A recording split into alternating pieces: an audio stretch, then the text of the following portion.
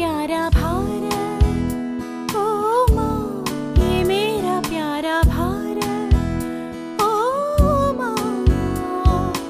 इतने सारे लोग, उतने सारे संस्कार, ये मेरा प्यारा भारत, ओ माँ। एक और जन्म, एक और पल दे दो मुझे यहाँ, ओ माँ। Amazing India, amazing India, amazing India. സ്വരരാഗ താളലയം മഴവില്ലിൻ വർണ്ണമയം നിറകവിയും ഭാരതം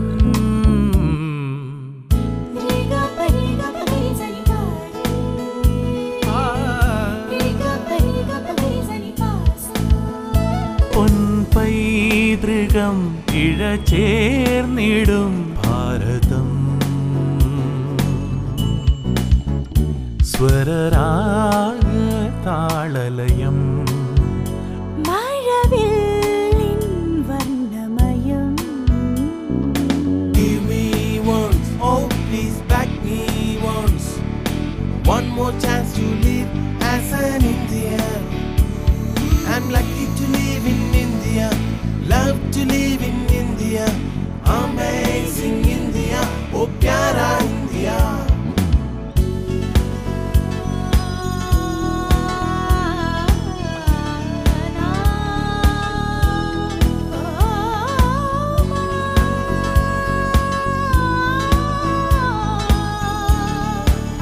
मेरा प्यारा भारत, amazing India.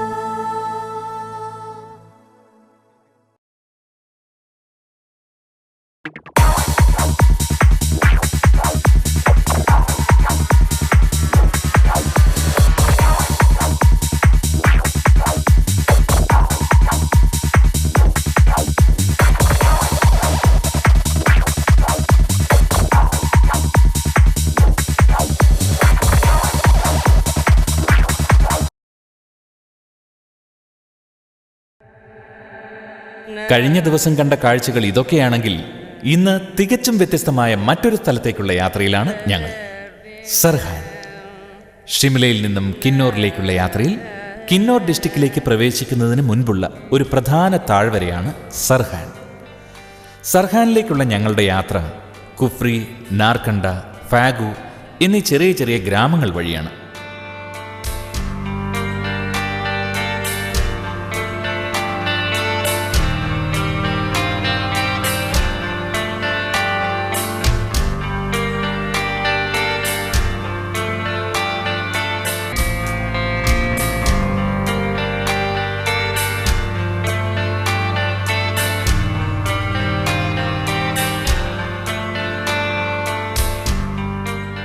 ഇടയ്ക്ക് വഴി ഞങ്ങൾക്ക് സംശയം വന്നതിനെ തുടർന്ന് കുഫ്രിയിൽ വണ്ടി നിർത്തി. അവിടെ കണ്ടൊരു ട്രാഫിക് പോലീസുകാരൻ്റെ അടുത്ത് ചെന്ന് വഴി തിരക്കി. കൃത്യമായ ദൂരമോ സമയമോ ഒന്നും അദ്ദേഹത്തിന് അറിയില്ലെങ്കിലും വളരെയധികം ദൂരം സഞ്ചരിക്കേണ്ടി വരുമെന്നും അതിനായി വളരെയധികം സമയം ആവശ്യമാണെന്നും ഞങ്ങൾക്ക് മനസ്സിലായി.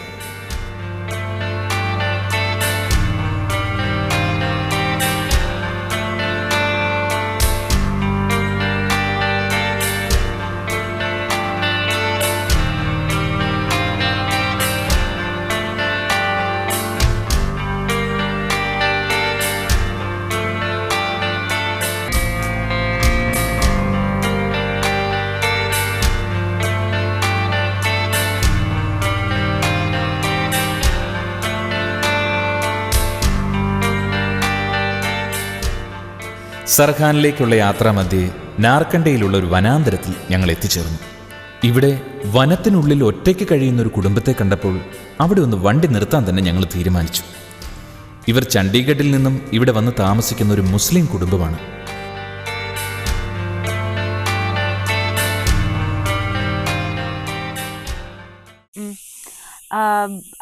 आप लोग कितने साल से यहाँ पे रह रहे हो?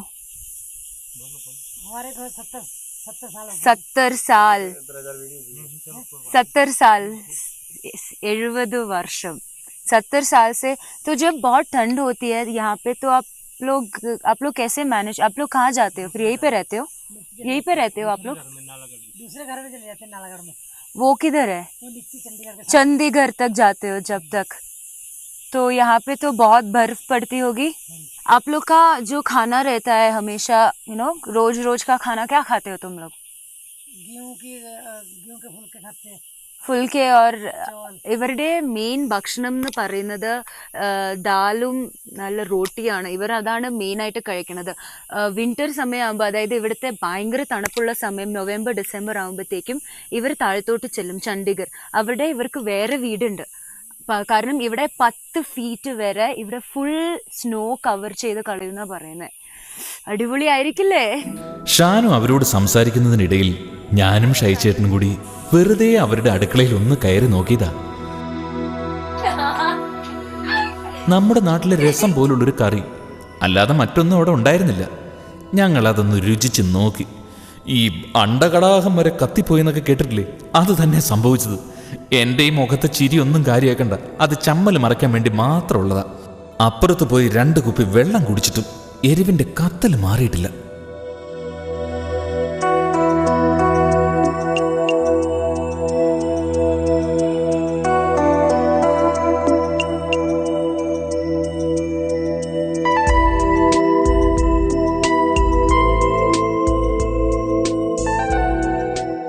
ചെറിയ കൃഷിയും മറ്റുമായി ഉപജീവനം നടത്തുന്ന ഇവരുടെ ഗൃഹനാഥൻ ആളൊരു പുലിയാണെന്നുള്ള സത്യം അല്പം വൈകിയാണ് ഞങ്ങൾക്ക് മനസ്സിലായത്.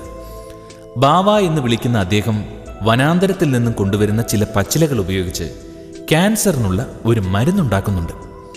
ഇവിടെ മരുന്ന് വാങ്ങാനായി വന്നിരിക്കുന്നവർ പറയുന്നത് ക്യാൻസർ പൂർണ്ണമായും സുഖപ്പെടുത്താൻ ഈ മരുന്നിന് സാധിക്കുന്നുണ്ടെന്നാണ്.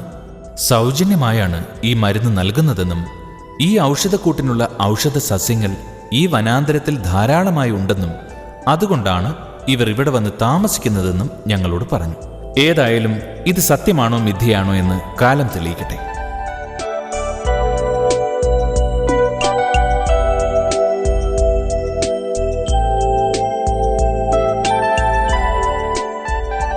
സർഹാനിലെ ഭീംകാളി ക്ഷേത്രത്തിൽ എത്തിച്ചേരേണ്ടതുള്ളതിനാൽ ഞങ്ങൾ യാത്ര തുടർന്നു.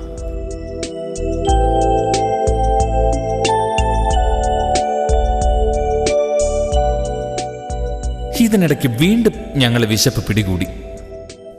അല്പം ഭക്ഷണം കഴിച്ചേക്കാം.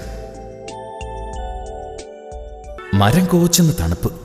ഞങ്ങൾ ഭക്ഷണം കഴിക്കാനായി വണ്ടി നിർത്തിയത് ഹാറ്റു ടെമ്പിളിന് മുൻപിലാണ്.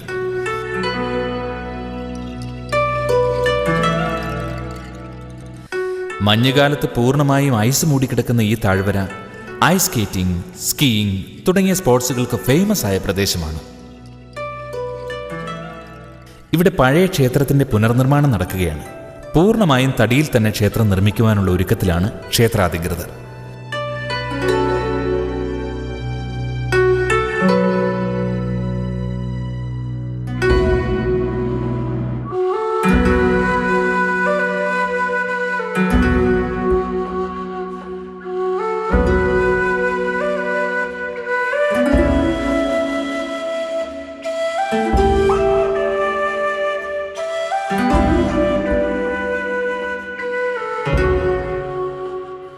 വളരെ മനോഹരമായ കൊത്തുപണികൾ ആരെയും ആകർഷിക്കുമെന്നതിൽ സംശയമില്ല. ഹാട്ടുമാതാ ദേവിയുടെ ഈ ക്ഷേത്രം നാർക്കണ്ടയിൽ നിന്നും 8 കിലോമീറ്റർ അകലെയാണ് സ്ഥിതി ചെയ്യുന്നത്.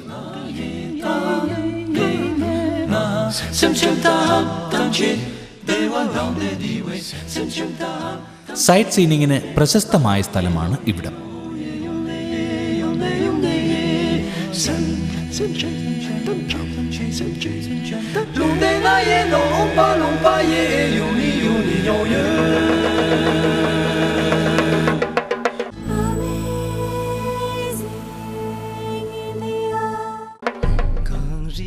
കുറഞ്ഞത് 800 വർഷമെങ്കിലും പഴക്കമുള്ള പുരാതനമായ ദേവീക്ഷേത്രം ഭീംകാളി മന്ദിർ.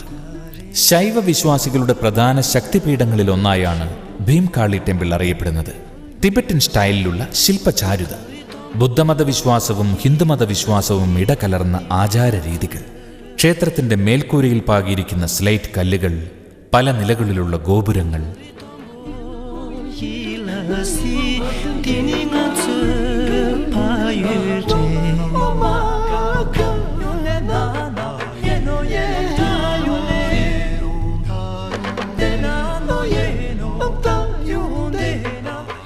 ഞങ്ങൾ ക്ഷേത്രത്തിനുള്ളിൽ പ്രവേശിക്കുവാൻ തുടങ്ങിയപ്പോൾ ക്ഷേത്ര സെക്യൂരിറ്റി ഞങ്ങളെ തടഞ്ഞു.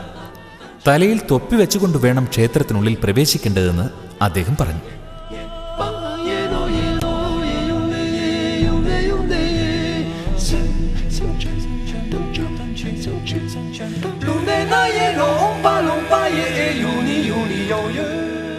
കല്ലും തടിയും ഇടകലർത്തി ആരെയും ആകർഷിപ്പിക്കുന്ന നിർമ്മാണ ശൈലി തന്നെയാണ് ഈ ക്ഷേത്രത്തിന്റെ പ്രധാന പ്രത്യേകത.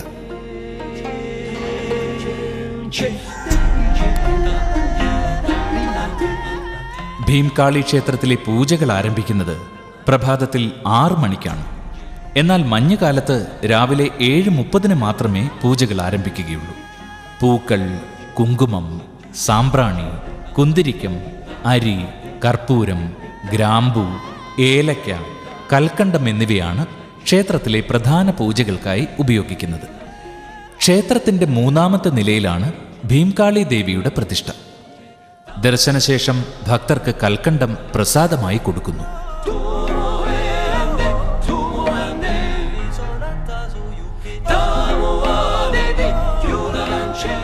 ദർശനം കഴിഞ്ഞ് ക്ഷേത്രത്തിന് താഴെ എത്തിയ ഞങ്ങൾക്ക് പ്രധാന പുരോഹിതൻ വീണ്ടും പ്രസാദം കൊണ്ടുവന്ന് തന്നു.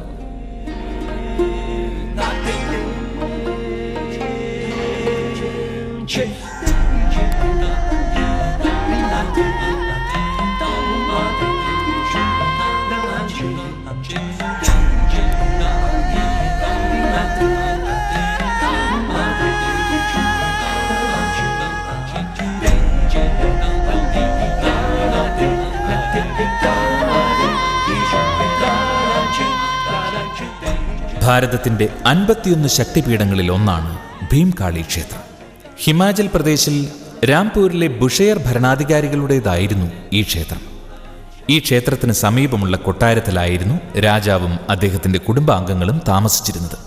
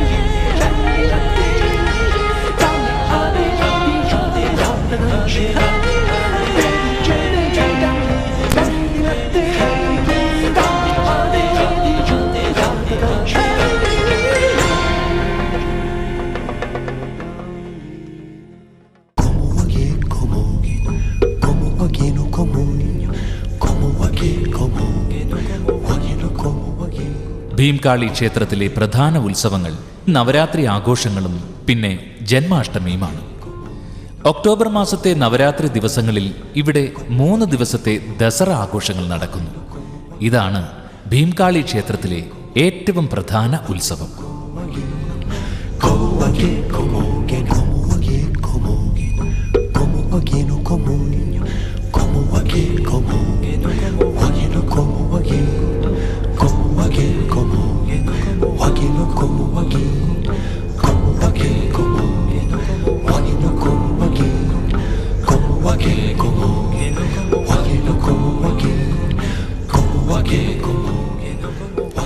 ക്ഷേത്രത്തിനെ സംബന്ധിച്ച ഒരു അത്ഭുത കഥ ഇതാണ്.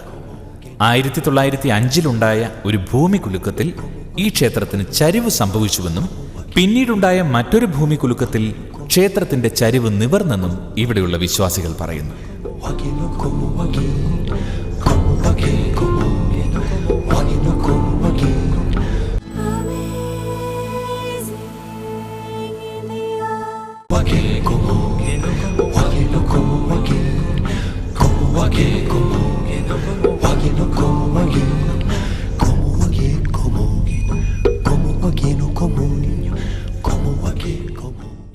ഇപ്പോൾ പുരോഹിതൻ ഹിന്ദിയിൽ എന്തോ പറഞ്ഞില്ലേ, ഇതിൻ്റെ അടിയിൽ എന്തോ ടണലുണ്ടെന്നോ അങ്ങനെ എന്തോ മറ്റോ, എന്താ അത്?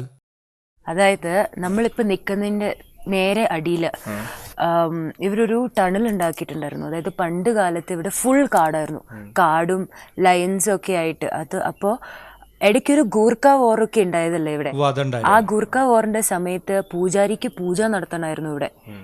ഇവിടെ ഈ സ്ട്രക്ചർ നിൽക്കുന്നതിന്റെ സ്ഥലത്ത് പണ്ട് ഒരു പാലസ് ആയിരുന്നു. അത് കഴിഞ്ഞ് പാലസ് ഇപ്പൊ അങ്ങോട്ട് ഷിഫ്റ്റ് ചെയ്തേക്കും. അവിടെയുള്ള പാലസ്. അപ്പോ ആ പാലസിന്റെ അടി സ്റ്റാർട്ട് ചെയ്തിട്ട് നേരെ ഇതിന്റെ അവിടെ ആ ദേവിയുടെ പ്രതിഷ്ഠ നേരത്തെ ഇവിടെ ആയിരുന്നല്ലോ. അപ്പൊ നേരെ ആ സ്ട്രേറ്റ് അവിടെ വരെ ഒരു ടണൽ ഉണ്ടായിരുന്നു. അതിപ്പോഴും ഉണ്ട് ഇതിന്റെ അകത്ത്. ഇപ്പോഴും ഉണ്ട് അതിന്റെ അടിയില്. പക്ഷെ അതെങ്ങനെ നമുക്ക് കാണാൻ പറ്റും? ഇത് പൊളിച്ചാൽ കാണാൻ പറ്റില്ല. പൊളിച്ച് കളഞ്ഞാൽ നമ്മൾ ഇവിടെ നിന്ന് പുറത്താക്കും. അപ്പൊ അതിലിറങ്ങാൻ പറ്റുമോ മോളിൽ നിന്ന്? ഇതിന്ന് ആ സൈഡ് ഇപ്പൊ ക്ലോസ് ചെയ്തേക്കോ, കാരണം ദേവിയുടെ ട്രഷറൊക്കെ അതിനകത്തിരിക്കുക.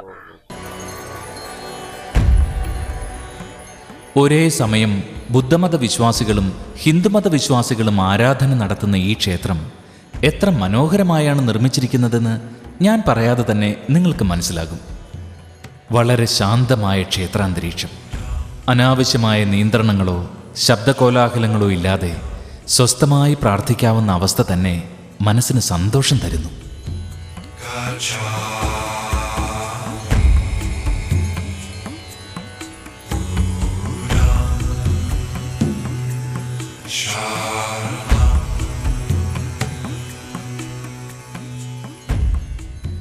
ഹിമാചൽ പ്രദേശിൽ ക്ഷേത്രങ്ങൾ ഒഴിവാക്കി ഒരു യാത്ര അസാധ്യം തന്നെ.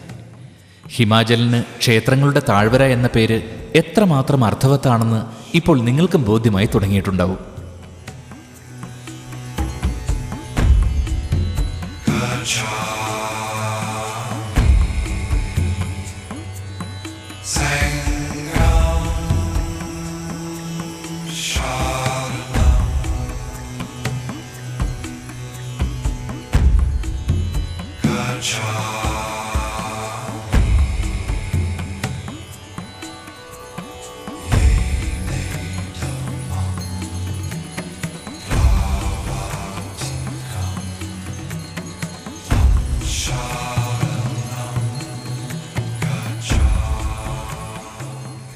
ഈ ക്ഷേത്ര സമുച്ചയത്തിനുള്ളിൽ ശ്രീരാമദേവന്റെയും നരസിംഹമൂർത്തിയുടെയും ഹനുമാൻ സ്വാമിയുടെയും ഭൈരവന്റെയും പ്രതിഷ്ഠകൾ കൂടിയുണ്ട്.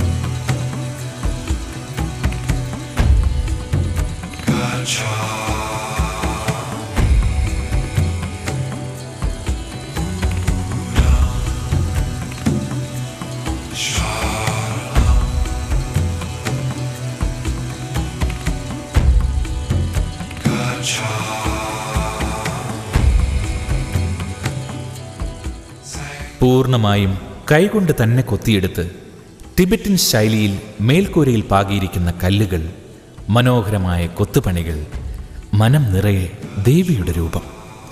ഹിമാചലിലെ ഏറ്റവും പുരാതനവും മനോഹരവുമായ ക്ഷേത്രം ദർശിച്ചതിൻ്റെ പുണ്യവും പേറി ആ ഓർമ്മകളിൽ ഞങ്ങൾ ഇറങ്ങുകയാണ്, വ്യത്യസ്തതയുള്ള മറ്റൊരു പ്രദേശം തേടി.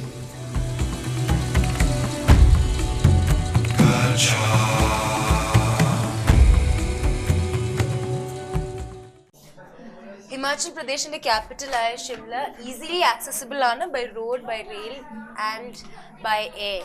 By road 370 kilometres from Delhi നമുക്ക് ഷിംലയിൽ എത്താൻ പറ്റും. അതായത് അംബാലയും കൽക്ക എന്ന് പറഞ്ഞ സ്ഥലത്ത് നമുക്ക് റെയിൽവേ ഗവൺമെന്റ് ബസ്സസും അവൈലബിൾ ആണ്, AC ആൻഡ് നോൺ AC ഡൽഹിയിൽ നിന്നും. പിന്നെ ബൈ റെയിലാണെന്നുണ്ടെങ്കിൽ നമ്മൾ ഡൽഹിയിൽ നിന്നും കൽക്കയിലേക്ക് ഏകദേശം ഒരു 6 മണിക്കൂർ ടൈം.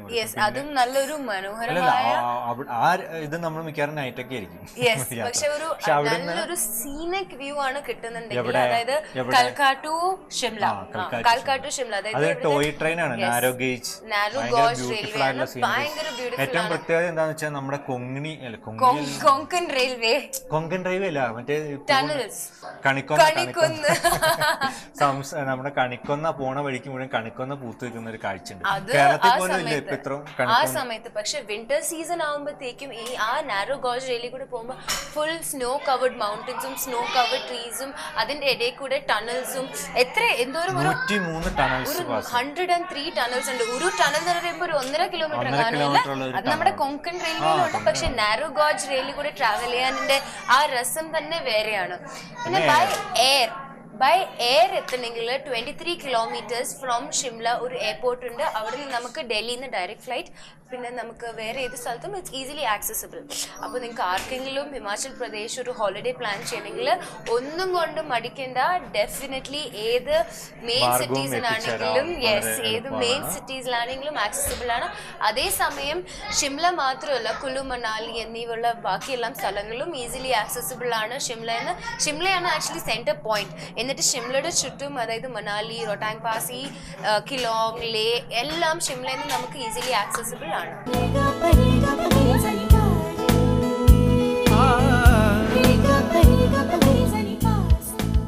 ഈ പ്രോഗ്രാമിൽ ഉൾപ്പെടുത്തേണ്ടതായി നിങ്ങൾ കരുതുന്ന ഏതെങ്കിലും സ്ഥലങ്ങളോ അത്ഭുതങ്ങളോ ഉണ്ടെങ്കിൽ ഡീറ്റെയിൽസും ഫോൺ നമ്പറും സഹിതം ഞങ്ങൾക്ക് ഇമെയിൽ ചെയ്യുക. bharatvizualmedia@gmail.com.